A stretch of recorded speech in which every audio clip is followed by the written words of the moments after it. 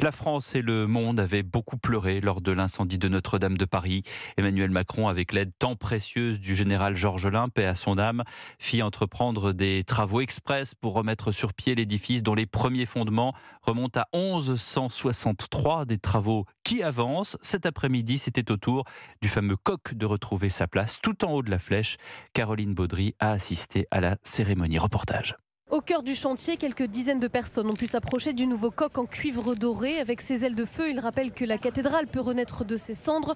Comme le veut la tradition catholique, il a été béni au sol par l'archevêque de Paris, Monseigneur Ulrich. Bénis ce coq, symbole du veilleur, annonçant l'aurore.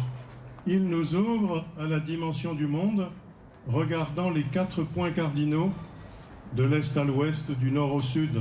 Sous le soleil, c'est avec le sourire que l'archevêque a salué cette étape cruciale de l'avancée du chantier. Quand nous sommes venus avec le président de la République, nous avons dit dans un an et aujourd'hui nous disons dans moins d'un an. Ces 3 petits mots, et ils signifient beaucoup pour moi. Le coq a traversé le ciel, fixé à une grue après avoir fait une courte pause dans les airs au-dessus d'une foule de curieux amassés près de la Seine comme Candice, 35 ans. On n'aura pas tous les jours l'occasion de le voir d'aussi près. Voilà, c'est très symbolique, c'est très important en tant que catholique. Des reliques ont été placées dans le ventre du volatile. Un autre tube scellé y a été inséré avec les noms de près de 2000 personnes impliquées dans la reconstruction de la cathédrale. Un reportage de Caroline Baudry.